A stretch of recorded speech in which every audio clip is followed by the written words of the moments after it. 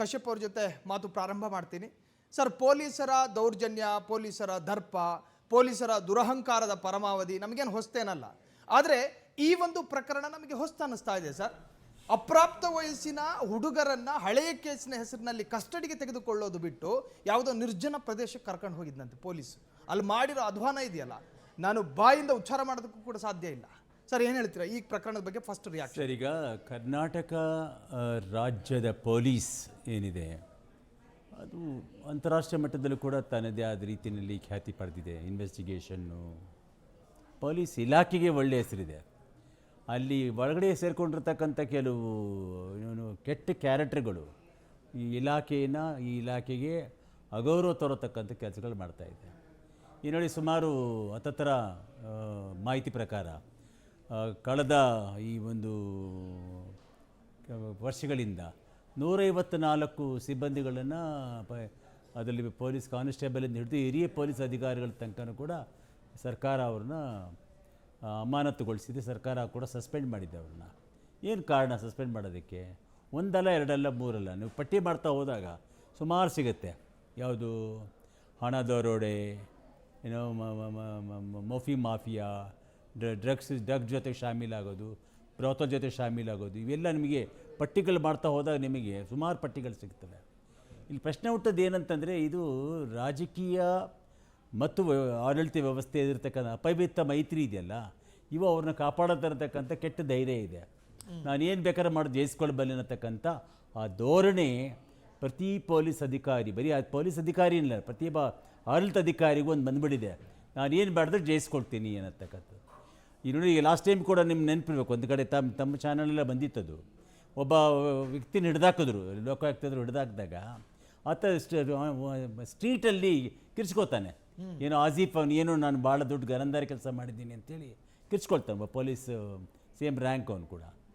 ಇಲ್ಲಿ ಏನಾಗುತ್ತೆ, ರಕ್ಷಕರೇ ಭಕ್ಷಕರಾದಾಗ ಹರಕೊಲ್ಲಲ್ ಪರಕಾಯವನಂತ ಥರ ನಮ್ಮನ್ನು ಕಾಪಾಡತಕ್ಕಂಥ ಇವ್ರುಗಳೇ ಈ ಥರ ಶಾಮೀಲಾಗ್ಬಿಟ್ರೆ, ವಿಕೃತ ಮನಸ್ಸುಗಳಾದರೆ, ಅದು ವಿಕೃತವಾದ ಒಂದು ಮನೋಭಾವ ಇದ್ದಾಗ, ಪ್ರತಿಯೊಂದು ಒಂದು ಸರ್ಕಾರಿ ಹುದ್ದೆಗೆ ಒಂದು ಓತಿಂಗ್ ಅಂತಿರುತ್ತೆ, ಒಂದು ಪ್ರಮಾಣ ವಚನ ತೊಗೊಳ್ಬೇಕಾಗತ್ತೆ. ಪ್ರತಿ ಪೋಸ್ಟಿಂಗ್ ಒಂದು IAS ಆಫೀಸರ್ ಆಗಲಿ ಅಥವಾ ಮಂತ್ರಿ ಆಗಲಿ ಶಾಸಕನಾಗಲಿ, ಇವರು ಡ್ಯೂಟಿ ಸೇರೋಕ್ಕೆ ಒಂದು ಓತಿನ ತೊಗೋಬೇಕಾಗತ್ತೆ. ಇವರು ನನಗೆ ಈ ಯೂನಿಫಾರ್ಮ್ ಎಂದೂ ಅಮ್ಮವರಿದೆ ಮಾಡೋದಿಲ್ಲ, ನನ್ನ ವೃತ್ತಿ ನಾನು ಯಾವತ್ತೂ ಅನ್ಯಾಯ ಮಾಡೋದಿಲ್ಲ, ನನ್ನ ವೃತ್ತಿಗೆ ಚ್ಯುತಿ ತರೋದಿಲ್ಲ ಅಂತೇಳಿ ಇರುತ್ತೆ. ಆದರೆ ಬಂದ ಮೇಲೆ ಇವರ ಒರಿಜಿನಲ್ ಬಣ್ಣ ಹೊರಗೆ ಬರುತ್ತೆ. ಇದೇ ಅಷ್ಟೇ. ಅಮೃತಹಳ್ಳಿನಲ್ಲಿ ಇರತಕ್ಕಂಥ ಯಾರು ಪ್ರವೀಣ್ ಅಂತಕ್ಕಂಥ AC, ಅವನು ಒಳಗಡೆ ಇರತಕ್ಕಂಥ ರಾಕ್ಷಸ ಇದ್ದಾನಲ್ಲ, ವಿಕೃತ ರಾಕ್ಷಸ ಹೊರಗೆ ಬಂದ. ಅದನ್ನು ತೀರಿಸ್ಕೊಳ್ಳೋಕೆ this is called psychological disorder ಅಂತ ಕರಿತೀವಿ ನಾವು, ಸೆಕ್ಷುವಲ್ ಅಬ್ಯೂಸಿಂಗ್ ಅಂತ ಕರಿತೀವಿ ನಾವು. ಕದ್ದು ಕಾಡುವ ಕಾಮನೆಗಳನ್ನು ಕಟ್ಟಿ ಹಾಕಲಾಗಿದೆ. ಅದನ್ನೇನು ಮಾಡ್ತಾ ಇದ್ದ ನಾನು, ಆತನಲ್ಲಿ ಒಳಗಡೆ ಒದಗಿರತಕ್ಕಂಥ ಆ ವಿಕೃತ ಕಾಮಿ ಒಬ್ಬ ಹೊರಗೆ ಬಂದಾಗ ಇವೆಲ್ಲ ಆಟ ಆಡಿಸ್ತಾ ಹೋಗುತ್ತದು. ಅದು ಗ್ರೀಡಿ ಆಗಿರ್ಬೋದು, ಹಣಕ್ಕಾಗಿರ್ಬೋದು, ಅಥವಾ ಬೇರೆ ಥರದ ಏನೋ ತಾಮಸ ಅಂತ ಏನು ಹೇಳ್ತಾರೆ, ಶಾರೀರಿಕವಾಗಿರ್ಬೋದು.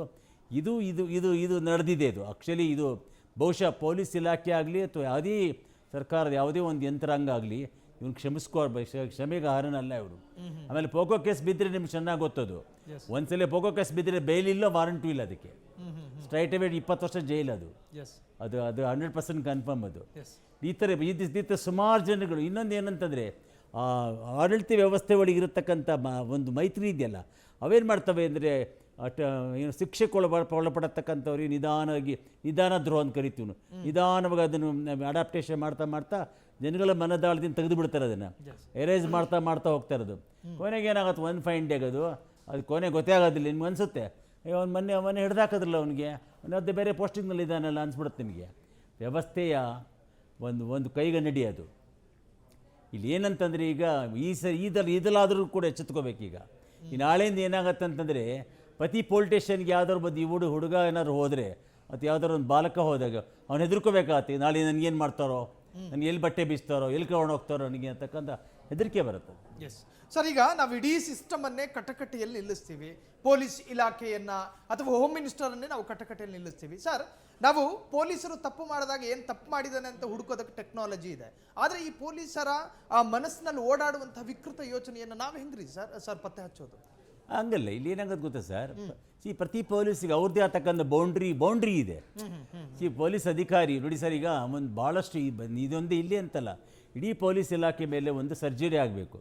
ಸರಿ ಜನ ಬಂದರೆ ಕೂಡ್ಸೋ ಚೇರಿಡಲ್ಲ ಅಲ್ಲಿ. ಯಾರೋ ಹಿರಿಯರು ಹೋದರೆ ಅಥವಾ ಮಹಿಳೆಯರು ಹೋದರೆ ಕಂಪ್ಲೇಂಟ್ ಕೊಡೋದಕ್ಕೆ ಅಲ್ಲಿ ಕೂತ್ಕೊಳ್ಳೋಕ್ಕೆ ವ್ಯವಸ್ಥೆನೇ ಇರೋದಿಲ್ಲ. ಒಂದು ಬೇಸಿಕ್ ಅದು. ನೀವು ಅವನು ಯಾರು ಏನೇ ಇರಲಿ, ಇದು ವೆದರ್ ಇಸ್ ಎ ಗ್ರೇವೆನ್ಸಿ ನಾನ್ ಗ್ರೇವೆನ್ಸಿ, ಒಂದು ವ್ಯವಸ್ಥೆ ಇಲ್ಲ ಅದರಲ್ಲಿ. ಕೂತ್ಕೊಳ್ಳೋದು ಮಾತ್ರ ಸೌಜನ್ಯ ಇಲ್ಲ. ಅದನ್ನು ಖಾಕಿ ಬಟ್ಟೆ ಖದರ ಅಥವಾ ಖಾಕಿ ಬಟ್ಟೆ ಬಂದಿರೋ ಶಾಪನ ಅದು ಗೊತ್ತಿಲ್ಲ. ಅದೇನು ಶಾಪ ಅನ್ಸುತ್ತೆ ನನಗೆ. ಯಾಕಂತಂದರೆ ನಿಮ್ಮಲ್ಲಿ ಸೌಜನ್ಯ ಎಲ್ಲಿ ಹೊಟ್ಟೋಗುತ್ತದು. ನೀವು ಬೇರೆಯವರಿಂದ ಎಕ್ಸ್ಪೆಕ್ಟ್ ಮಾಡ್ತೀರಾ, ಸರಿ ಮಾತಾಡೋ ನೀನು, ಲೇ ಯಾವನೋ ನೀನು, ನಾನು ಯಾರು ಗೊತ್ತಾ ಅಂತ ಕೂಗ್ತಾರೆ, ಕೇರ್ಚಾಡ್ತಾರೆ. ಯಾರು ಪೊಲೀಸ್ಗಳು ಕೆಲಸದಲ್ಲಿ ಸಂಭಾಷಣೆಗಳು ಕೇಳಿರ್ಬೋದು. ಅದೇ ಅವ್ರು ಬೇರೆಯವ್ರ ಜೊತೆ ವರ್ತನೆ ಯಾಕೆ ಹಿಂಗಿರುತ್ತೆ, ಆ ಒಂದು ಆ ಟಾಕು, ಆ ಆಟಿಟ್ಯೂಡು, ಇವೆಲ್ಲ ಯಾಕೆ ವ್ಯತ್ಯಾಸ ಆಗತ್ತೆ. ದರ್ ಈಸ್ ಆ ಖಾಕಿಗೆ ಶಾಪನ ಅಭಿಶಾಪನ ಗೊತ್ತಿಲ್ಲ. ಖಾಕಿ ಬಟ್ಟೆ ಯಾಕೆ ಜನ ಹೆದರ್ತಾರೆ, ಇವತ್ತು ಹೆದರ್ತಾರೆ ಜನ. ಏನಕ್ಕೆ ಅಂದರೆ ಬೇಡ ಗುರು, ಪೊಲೀಸ್ ಸಹವಾಸ ಬೇಡ ಅಂತಾರೆ. ಫ್ರೆಂಡ್ಶಿಪ್ ಬೇಡ, ದುಶ್ಮನ ಬೇಡ ಅಂತಾರೆ. ಇದು ಪೊಲೀಸ್ ದೌರ್ಭಾಗ್ಯ ಇದು.